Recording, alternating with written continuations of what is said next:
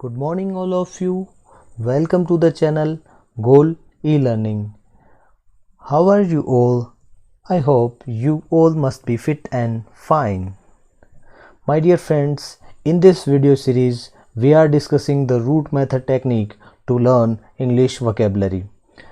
And today's lecture is based upon the root MB or amphi.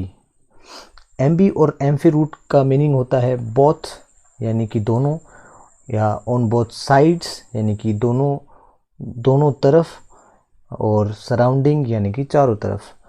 And this is the second part of this route. इस video से पहले मैं एक part ambi और amphi root से संबंधित word से डिस्कस कर चुका हूँ. तो चलिए स्टार्ट करते हैं मॉर्निंग मोटिवेशन के साथ. देखिए गाइस, जब तक किसी काम को किया नहीं जाता तब तक वह असंभव लगता है. ये बात कही हुई है नेल्सन मंडेला की. नेल्सन मंडेला साउथ अफ्रीका से बिलोंग करते थे, साउथ अफ्रीका के प्रेसिडेंट थे. इन्होंने क्या कहा है कि जब तक आप किसी काम को शुरू नहीं करते तब तक वो आपको असंभव लगेगा, है ना. आप उसको कल पे टालते जाते हैं तब तक वो असंभव लगेगा. जब तक किसी काम को आप ये बोलते रहोगे कि यार कल कर लूँगा, तब तक तो वो काम असंभव ही रहेगा. किसी काम को कंप्लीट करने के लिए आपको उसकी शुरुआत करनी तो पड़ेगी. अगर आपको ऐसा लगता है कि भाई इंग्लिश तो मेरे को आती नहीं यार, क्या करूँ, वर्ड्स समझ में नहीं आते, तो दोस्तों आपको शुरुआत तो करनी पड़ेगी. और शुरुआत करोगे तो उसका अंत भी अच्छा ही होगा. ठीक है गाइज, चलिए तो स्टार्ट करते हैं आज की पहली स्लाइड से.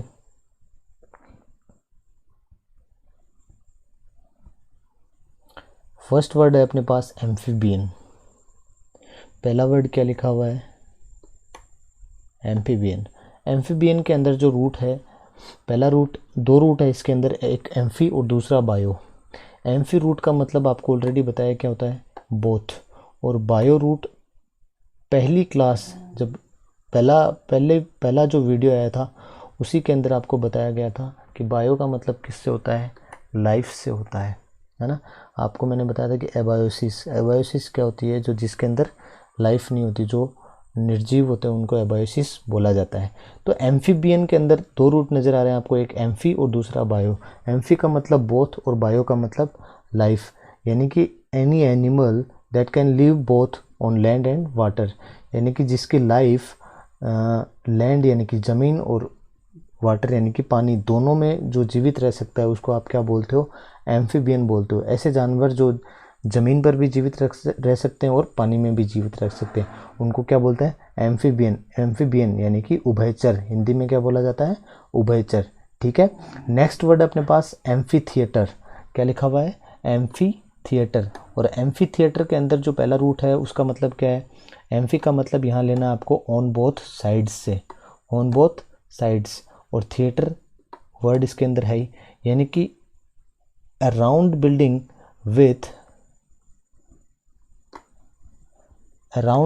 with rising tiers of seats and an open space at the center. यानी कि क्या बोल रहा है, एक बिल्डिंग है जो राउंड बिल्डिंग है और जिसके अंदर पीछे, मतलब आगे से पीछे की तरफ हाइट में सीट लगी हुई है और बीच में क्या है, एक ओपन स्पेस है. उसको आप क्या बोलते हो, ऑडिटोरियम बोलते हो या फिर अरीना बोलते हो. तो एम्फी थिएटर वो होता है कि जिसके दोनों तरफ थिएटर हो, यानी कि दोनों तरफ क्या हो, थिएटर हो, दोनों तरफ सीट्स लगी हो, बीच में खाली स्पेस हो. ठीक है. ऊपर भी जिसकी सीट्स होती है, नीचे भी सीट्स होती है, बीच में खाली स्पेस होता है, उसको अपन क्या बोलते हैं, एम्फी थिएटर बोलते हैं. नेक्स्ट वर्ड अपने पास एम्फीवोरस, जो कि अपने आप में बहुत ही इंपॉर्टेंट वर्ड है. एम्फीवोरस गाइस, जिसमें एक रूट है VOR. वोर का मतलब होता है टू ईट, यानी कि खाने से. अब यानी कि जो दोनों चीज़ें खाता है, और दोनों चीज़ें कौन सी, जो एनिमल यानी कि जानवर भी खाता है और वेजिटेबल फूड्स भी खाता है यानी कि सब्जियां भी खाता है, यानी कि जो मांस भी खाता है और सब्जियां भी खाता है, उसको आप क्या बोलते हो, एम्फीवोरस बोलते हो, है ना. एम्फीवोरस जो मांस भी खाता है और सब्जियां भी खाता है. हिंदी में मेरे को इसका वर्ड ध्यान में नहीं आ रहा है. एम्फीवोरस का मतलब होता है, एम्फीवोरस हिंदी में इसका मेरे को वर्ड ध्यान में नहीं आ रहा है, लेकिन जो दोनों चीज़ें खाता है उसको आप बोलते हो क्या, एम्फीवोरस, यानी कि जो मांस भी खाता है और वेजिटेबल फूड्स भी खाता है. ठीक है. इसका एक वर्ड और बताता हूँ मैं आपको, वॉर से रिलेटेड. VOR जो रूट है इससे रिलेटेड एक वर्ड होता है कार्निवोरस। ये भी काफ़ी बार एग्जाम में पूछा गया है। कार्निवोरस, कार्नी जो रूट होता है इसका संबंध भी किससे होता है?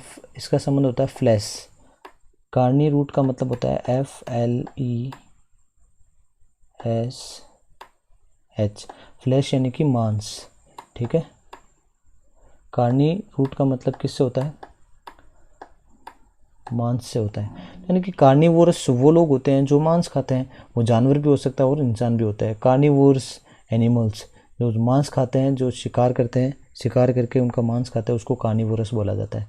नेक्स्ट वर्ड अपने पास एम्फोरा। क्या लिखा हुआ है? एम्फोरा।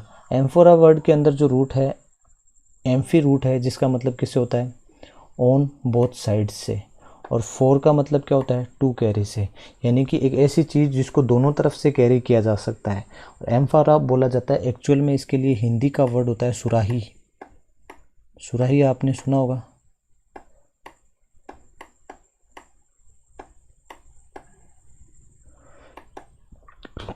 एम्फोरा वर्ड का मतलब किससे होता है?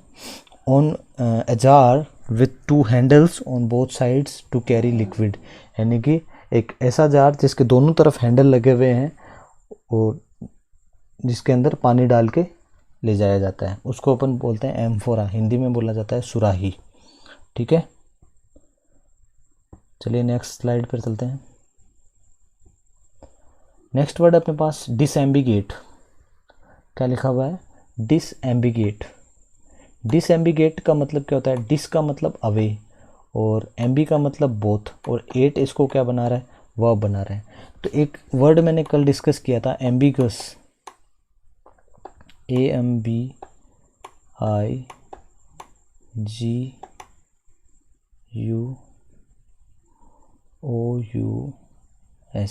एम्बिगस। एम्बिगस का मतलब क्या होता था? एक ऐसा पर्सन जो अपनी बातें क्या बोलता है? घुमा फिरा के बोलता है, जिसकी बातें स्पष्ट नहीं है, उसको क्या बोला जाता है? एम्बिगस बोला जाता है ना। जिसकी बातों का बहुत सारे अलग अलग मतलब निकलते हैं। Having more than one meaning, not clear और डिसाइडेड, यानी कि जो क्लियर नहीं है, अनक्लियर है, उसको आप क्या बोलते हो? एम्बिगस बोलते हो। इक्विवोकल बोलते हो, जिसके सिनोनिम मैंने आपको बताया था। डाउटफुल है जिसका नेचर, उसको आप एम्बिगस बोलते थे। और उसी वर्ड से, एम्बिगस से ही ये वर्ड बना है डिसएम्बिगेट या फिर एम्बिगेट।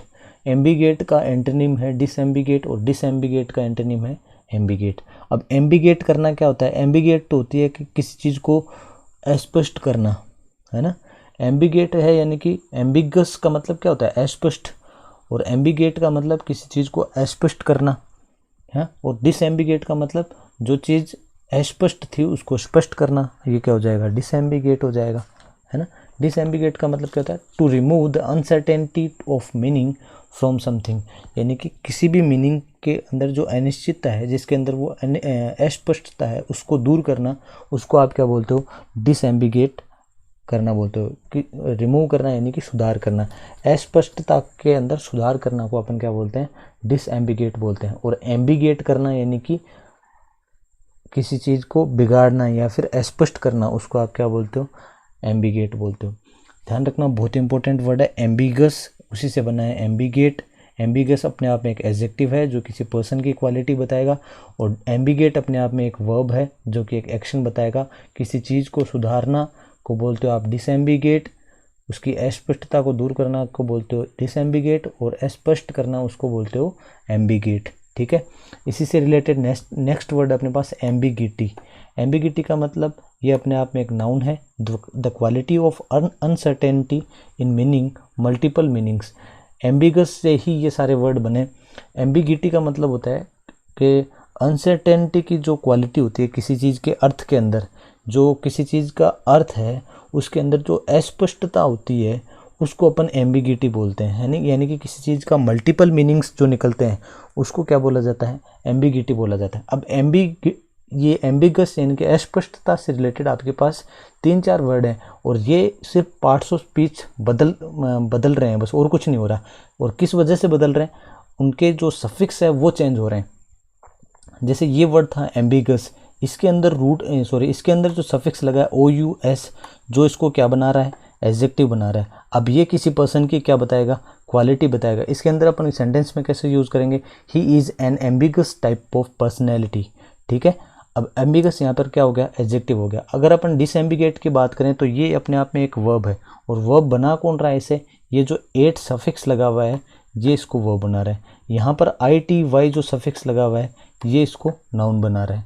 अब कैसे पता चलेगा कि आपको ये नाउन है क्या है, जो अगर इसके अंदर तो क्या हो रहा है, ये क्वालिटी बताएगा, और ये क्या है कि मीनिंग की क्वालिटी बता रहा है, ये एक्शन नहीं है, और एक्शन होगा वो क्या हो जाएगी, वर्ब हो जाएगी, ठीक है। OUS जहाँ भी सफिक्स लगता है वो क्या होता है, अपने आप में एक एडजेक्टिव होता है। जब भी कभी OUS सफिक्स लगेगा वो क्या होगा, एडजेक्टिव।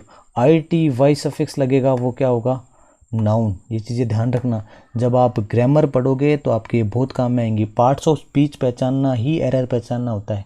अगर आपको किसी सेंटेंस में यही नहीं पता कि ये वर्ड नाउन है, वर्ब है या फिर एडजेक्टिव है, तो उससे रिलेटेड रूल्स आप कैसे फॉलो करोगे, है ना। कि अगर आपको पता होगा कि ये एडजेक्टिव है तभी आप पता लगाओगे ना कि इसके बाद नाउन आएगी, ठीक है। अगर आपको पता है कि ये वर्ब है तभी आपको पता लगेगा ना कि इसके बाद एडवर्ब का यूज होगा। तो ये सारी चीज़ें कैसे पता चलती है, क्योंकि आपको ये याद रखना होगा कि एट जब सफिक्स लगेगा तब वो अपने आप में क्या होगी, वर्ब होगी, और जो ITY सफिक्स लगेगा तब वो क्या होगी, नाउन होगी, और जब OUS सफिक्स लगेगा तब वो क्या होगा, एडजेक्टिव होगा। और ITY, ANCE, ENCE, शिप, ये सारे जो सफिक्स लगते हैं ये सब किसी वर्ड को क्या बनाते हैं, नाउन बनाते हैं। सफिक्स से रिलेटेड क्लास भी मैं जल्द ही लेकर आऊँगा। ग्रामर की क्लास स्टार्ट करने से पहले आपको सफिक्स समझा दिए जाएंगे, ठीक है।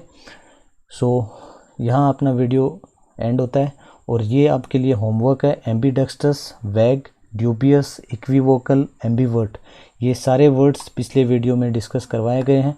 अगर आपको इन वर्ड्स का मतलब नहीं पता है तो प्रीवियस वीडियो देखिए, और अगर आपको इन वर्ड्स का मतलब पता है तो प्लीज़ कमेंट बॉक्स में लिखिए, इन वर्ड्स का मतलब क्या होता है वो आप कमेंट बॉक्स में लिखिए। Thank you very much. अगर आपको वीडियो पसंद आया तो प्लीज़ लाइक कीजिए और कमेंट बॉक्स में लिखिए। अगर कोई इम्प्रूवमेंट का सजेशन है तो वो भी प्लीज़ कमेंट बॉक्स में लिखिए। Negative comment and positive comment both are invited in my comments. Negative comment से मैं सीखूंगा और पॉजिटिव कमेंट से मैं मोटिवेट होऊंगा, ठीक है। अगर आप पॉजिटिव कमेंट करोगे तो मैं मोटिवेट होकर और अच्छे वीडियो बनाऊंगा, नेगेटिव कमेंट करोगे तो भी मैं सीख के और अच्छे वीडियोस बनाने की कोशिश करूंगा। Thank you very much once again. This is Upendra Tiwari signing off. Thank you very much.